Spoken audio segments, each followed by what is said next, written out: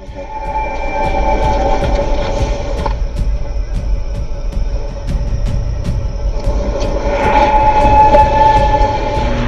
are you reporting? I just happened to glimpse to see this thing running across the yard. Did you see what it was? Was it a person or an animal or? A good-sized man, or something looks like a man. Okay. You've had problems in the neighborhood before? Yeah, my dog was killed here just recently. I don't know what it was. Welcome to Sasquatch Hypotheses. Jesus Christ, you better... Sure. Tia! Hello? Get somebody out here. What's going on now, sir? Son of a bitch is about 6'9". Do you see him now, sir? Yes, I'm looking right at him. Uh-oh. Is he in your yard, sir? Yeah, God, he's big. Okay, what's he doing in your yard? He's looking at me. And the guy is on foot. I don't know what... It's a big, real big person. But it is a person. Yeah, I'd say it was a person, somebody really big. But he's all in black. Is he a black male or a white male? Did you actually see whether, or was he just wearing black? He's all black and he's big. He is big.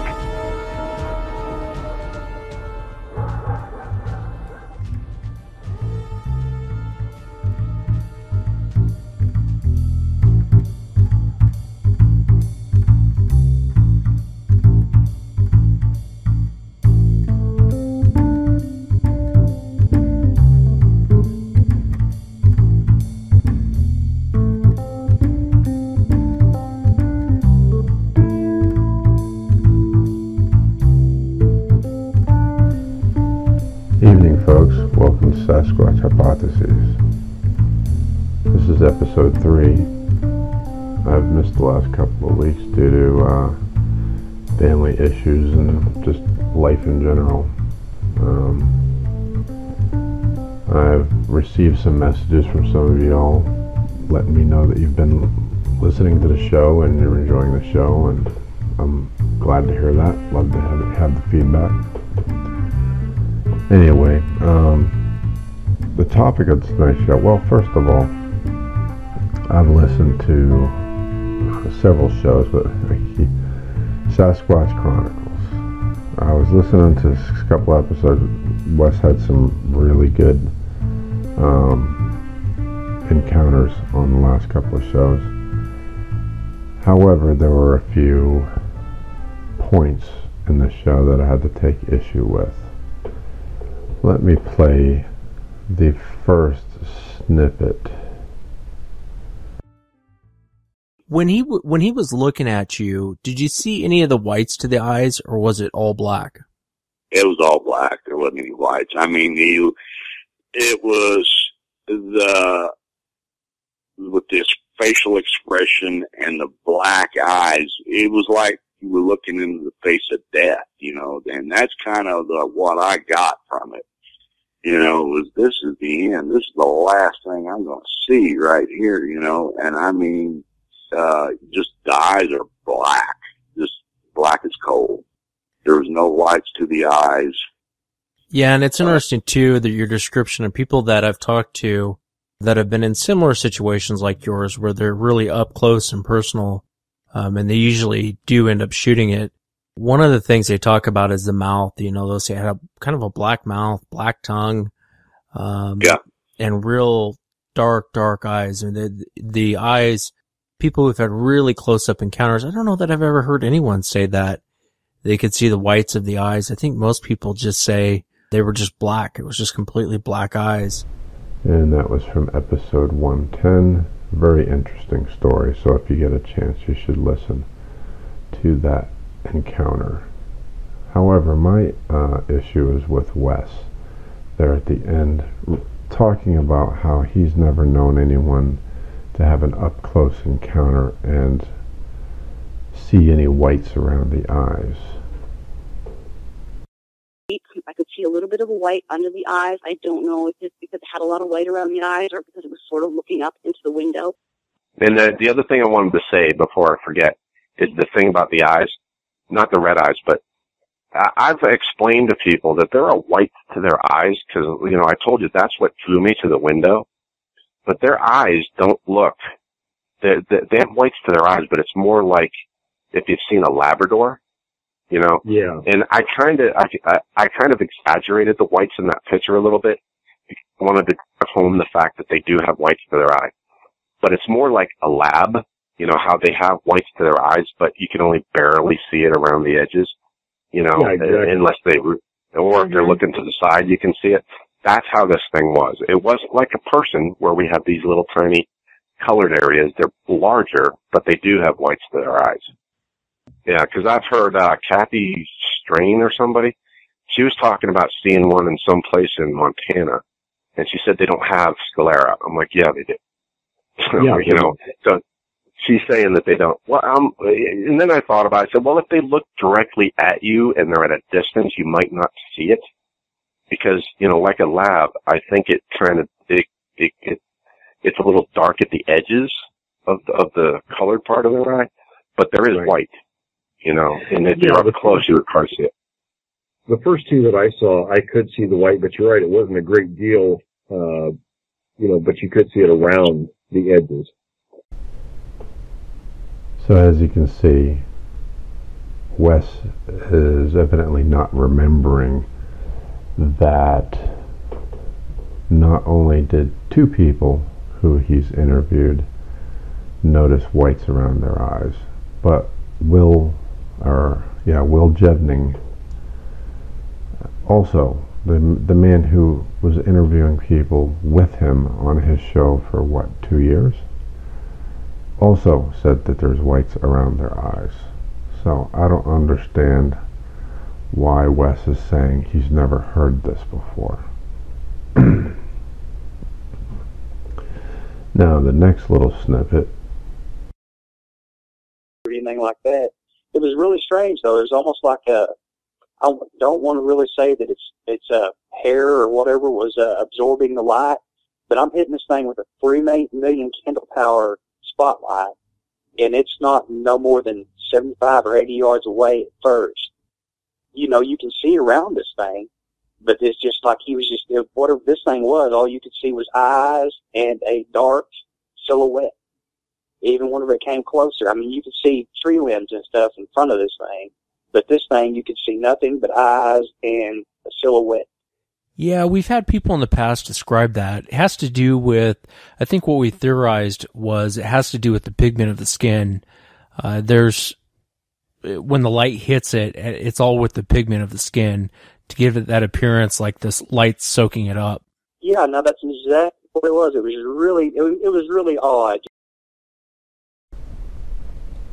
That was from episode 115. And Wes refers to how, I guess, him and somebody else had theorized that the difficulty in seeing the Sasquatch was from the pigment in the skin and so forth. So I was able to look up that episode where that theory came out. See, that's the other thing. Their skin kind of absorbs light, except where we have this cat. You know the Halloween cats, the black cats. They usually have the arched back and all that stuff. Right. Well, we have one of those, and I forget what the heck the breed is, but they're actually not black. They're brown, and you can't tell that they're brown until the light hits them a certain way. And then when you see the brown, you're like, wow, that cat really is brown. And you can't believe that they look so black when you see the brown, because they're really brown. But because of the way their fur is, it refracts the light in a certain way that makes them appear black. And when our cat gets out at night, you can't even find him, because you can actually look at right where he is. And even though you can see the shadows, you can't see him, because he's more of a void than he is a shadow or a dark object. You know what I'm saying? There's a subtle difference. He's more of like an absence of light in that spot rather than a shadowed area. And I think that's what that's a very good description. It made me think about the two that I encountered when I was 16 at about 15 feet away, and it was starting to get dark, so that's a great way to put it, where the skin sort of absorbed the light, because now granted it was a fairly quick encounter, and I was kind of scared, you know, at the time, but I didn't really notice a lot of the facial detail. I did see the eyes. I focused on that. And I think because of the lack of light under those circumstances probably obscured those details. Yeah, and I think that's the problem that some people have with their descriptions, and that's part of the problem with getting a good description of them, is that once the light starts to become less and less, their skin becomes darker, an order of magnitude. You know, it's like what do you call it? Exponentially becomes darker because they're actually refracting or whatever. They start becoming a shadow, basically. Yeah, or a void of light. Because I did CG. I did some CG work way back, you know, in the 90s before I started with this peripheral neuropathy crap. And there's this thing called subsurface scattering that you do when you're doing a CG creature. And what it is that most skin has actually multiple layers of color. And there's this calculation that you can add to a surface that's called subsurface scattering, and you can pick, you know, the colors and so forth and that. And what it does is it adds kind of like a refractor index to the surface, and it changes the way that it looks based with light hitting it. And that's what I think is going on with the Sasquatch, is that their skin, the pigmentation in their skin does some kind of strange subsurface scattering, where when the light is hitting it, it actually reduces the amount of reflection that's coming back off of it. It's almost like a natural camouflage at certain times of the day. Somewhat, yeah. Somewhat. At night, absolutely. At night, they would appear to just be a silhouette cut out in the environment. Okay, that was from episode 56, which is my encounter. So, as I recall, we didn't theorize anything. I told them about my theory. Which brings us to the topic of tonight's show. Bigfoot cloaking. Now, I wrote this article called Sasquatch Cloaking Hypotheses back in January. I actually think I wrote it in December or November, and did a final version in January for I can't remember his name, but the guy who does Bigfoot Ground Zero. And at the time he had told me he wanted me to work with him on his radio show, and he supposedly had this network of people across the country, and etc. and so on, which I was all for. And I wrote this article. Actually, I had already written this article, but I put it down and I formatted it and, you know, jazzed it up and everything for him to put on his Facebook or website or whatever. And I don't know if he ever did. But shortly after that, he started working with Sasquatch Chronicles and co-hosting along with why is her name right out of my head? Shannon LeGros. He was co-hosting, and as I understand it, he only co-hosted like 1 or 2 shows, and then he got the flu, quote unquote, or something like that, and never did another show. He disappeared around the same time that Will Jebning did, and then Shannon LeGros went shortly thereafter. However, anyway, this is, I know there's a lot of talk about the Sasquatch Chronicles debacle and what went on with Will and Shannon and everything. And due to my conversations with this guy, I could probably add a little something to that, but that's not for this show. Anyway, this document here is a subject to tonight's show, which goes along with that last little clip I played. And I'm just going to read the document, maybe hit some points here. It's called Sasquatch Cloaking Hypotheses. I've been an armchair Bigfoot researcher for several decades now. Over the years, I've seen the many changes in philosophies by believers. One recent shift becoming prevalent is the theory that Bigfoots can cloak like the alien in the 80s movie Predator. Skeptics believe this is another attempt on the part of nutbag believers to explain why they're so hard to find. See what have you. I have to say, if you honestly believe that a Bigfoot can make himself invisible at will, well, you are a nutbag believer. Nutbag beliefs aside, I do think there may be some truth to a kind of cloaking effect. Not to the extreme of making them invisible, or changing pigment like a chameleon, but in making them extremely difficult to see in certain lighting conditions. There's a very real possibility that Bigfoots, Sasquatch, have physical attributes that allow this. We see examples to varying degrees around us every day. I'm no expert, but I've had various hobbies over the years that involved understanding these effects, such as photorealistic 3D modeling, muscle cars, photography. So let's look at the science behind these effects.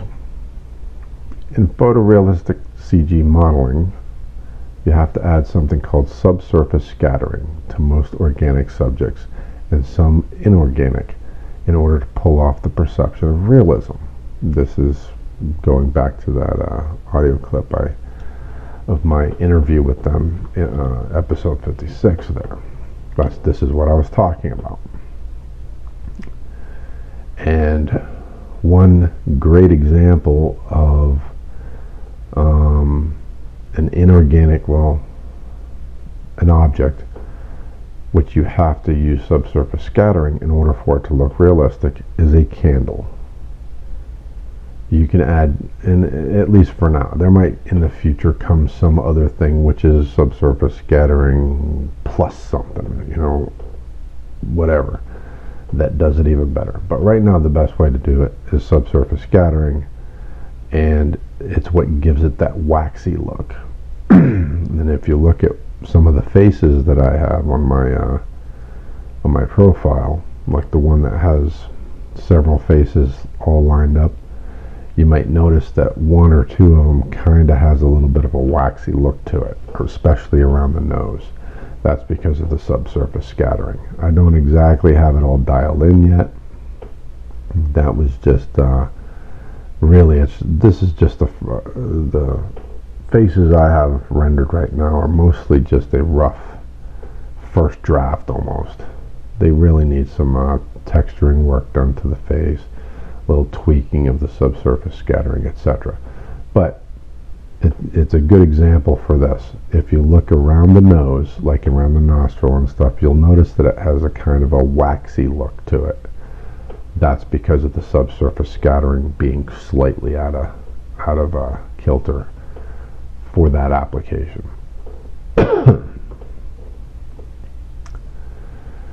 So the reason being that even though we can't identify what it is, we know, I'm going back to the document, sorry. The reason being that even though we can't identify what it is, we know something isn't real if our brain isn't perceiving the subtle changes in color that results. In a nutshell, subsurface scattering is the effect material below the surface has on the light passing through the outer surface and reflecting back.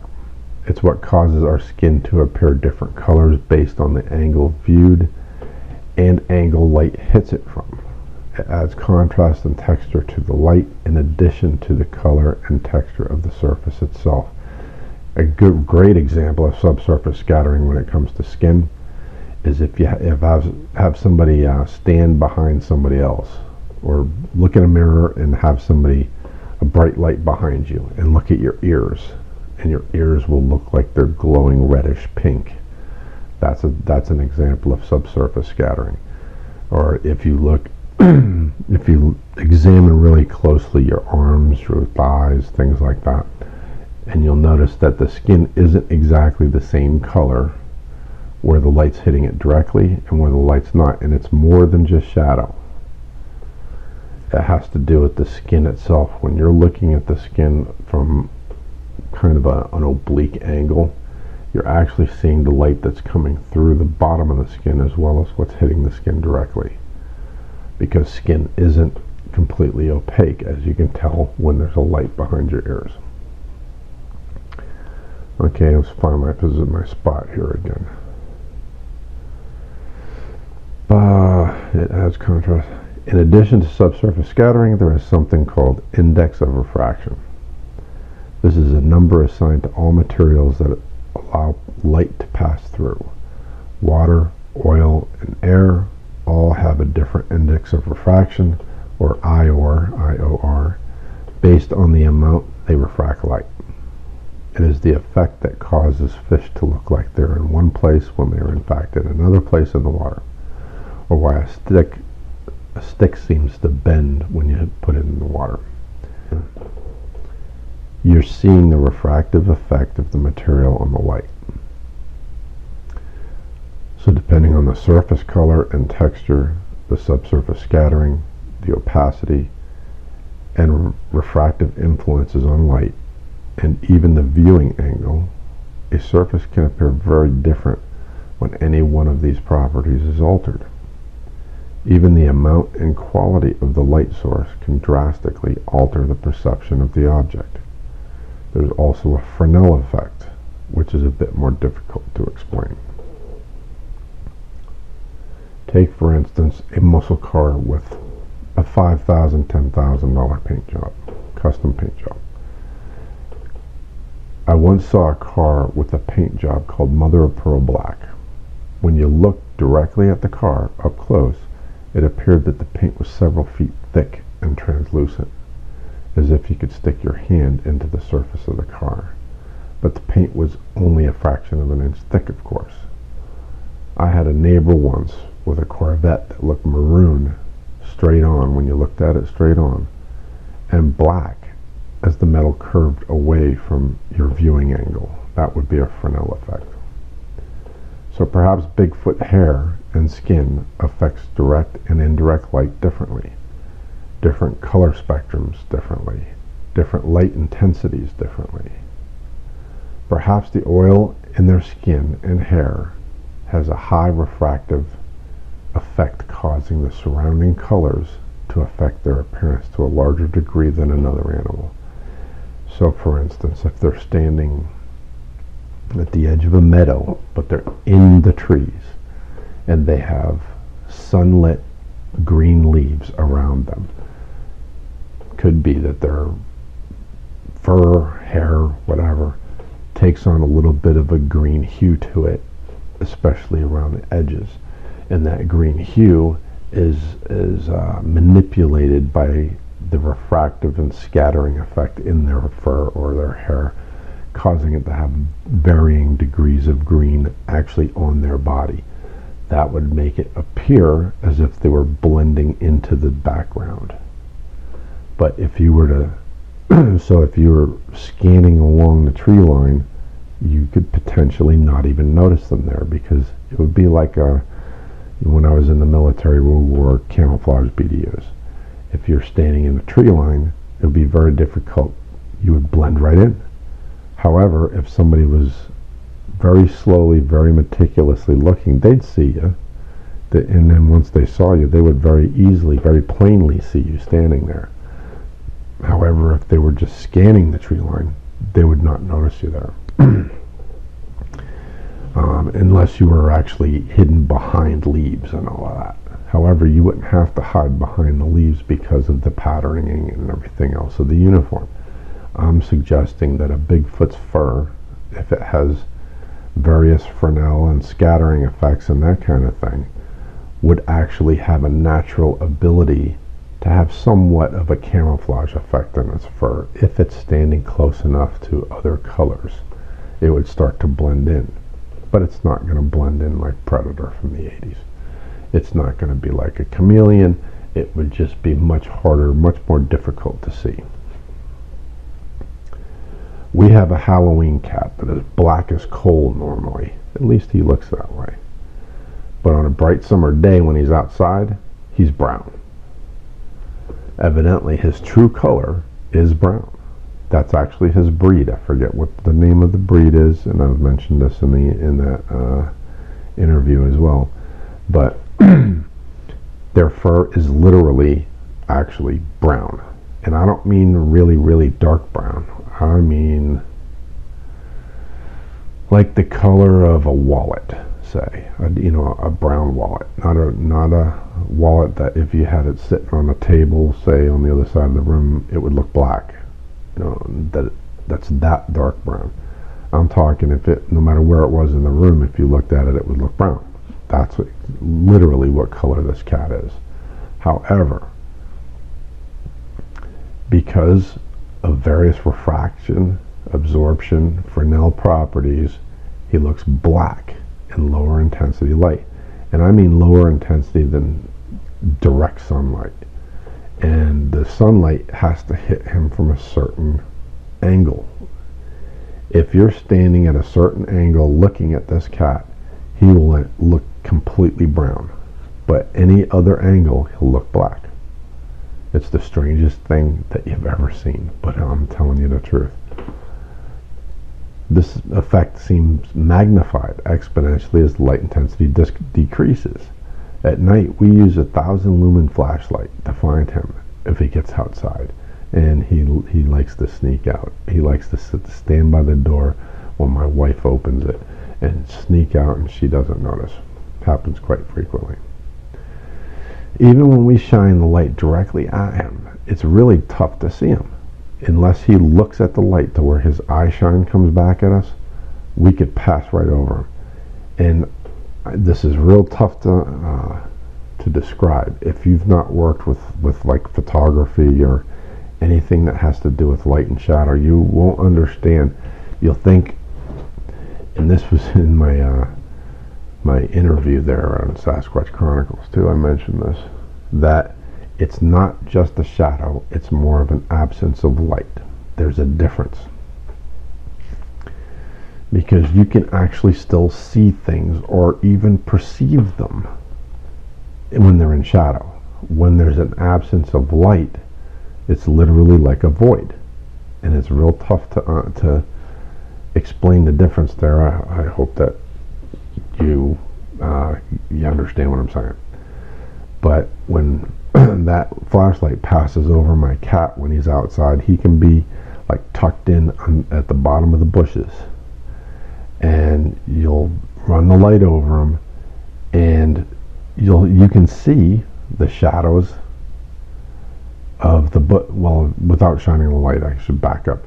If he's just out there and he's tucked in under the bushes, and you're looking along the edge of the bushes, you'll actually see like the bottom, the leaves. They'll be real dark and real hard to see, but you'll see the leaves, in the shadows running all around there, and you'll pass right over him and not even realize he's there. And then if you shine the light, you'll run it along the bushes, and you'll see obviously well-lit bushes, and all of a sudden there'll be this little cutout in the shape of a cat up against the bushes. You don't see the light reflect back. Very little of his fur you'll catch a shine off of, if you know what I mean. It's like a cutout. It's like he's a cutout against the bushes, and that's the only way we can find him. And even then, you can pass right over that, because for some reason it's really difficult for the eyes or the brain, I guess, to register when there's not actually that reflected light coming back at you. It's almost like your mind disregards it and passes right over it. And as often as he gets out, trust me, I've noticed this many times, that you really have to think about what you're doing when you're looking for him, or you won't catch him. And that's if you have a cat like that, you'll know what I'm talking about. Anyway, back to the document here. Yeah, it's when I shine the light directly at him, aside from eye shine, it's still difficult to see him if he isn't perpendicular to the beam. And that's what I mean about the shine of his coat coming back. Unless he's perfectly perpendicular to that light beam, you don't catch any of the shine off of his fur. He'll just be a void. If you park a dirty car, back to the document, if you park a dirty blue car next to a red wall on a sunny day, it will appear to have a purple hue on one side but not the other. The ambient light reflecting off of the red wall alters the color on the side of the car. That's what I was talking about. If Bigfoot was like standing in a tree line, the sun coming off of the green leaves would start to affect the color of his fur on the fringes, which would cause a camouflaging effect. There are many factors involved in light reflection and the human perception of that light. It isn't a constant from one material to the next, simply based on the surface of the material. Two black cats inside may be two different colored cats outside in the sunlight. You might have a cat that's black and then a cat that's this breed like we have. And when they're inside and outside, the one cat will look black no matter where it is, but our cat will look black inside and brown outside, if the light's hitting it that way. So who's to say a Sasquatch can't blend into his surroundings as if camouflaged or cloaked? Of course, there are varying degrees of cloaked. I'm not talking about. Anyway, his hair and skin may have light-altering qualities beyond anything science currently knows about, making it possible to exhibit less contrast in his environment than we might expect. But not like Predator. Let's keep it real, people.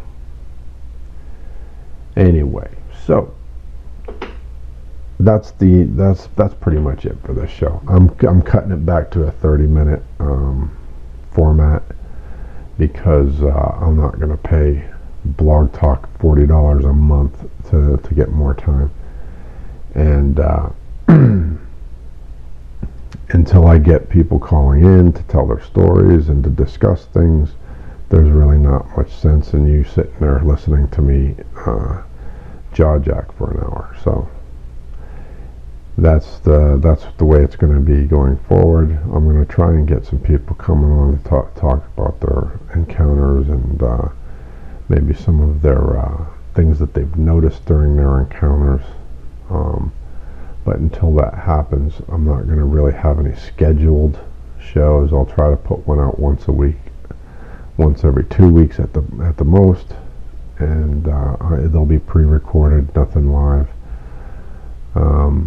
If you want me to do a live show that you would like to call into, please by all means drop me an email at sasquatchhypotheses@gmail.com, or leave something on the, I guess you can leave a comment there on the show, down below, and let me know, and I'll schedule a live show just to do call-ins. But for now, I guess that'll do it. So, good night.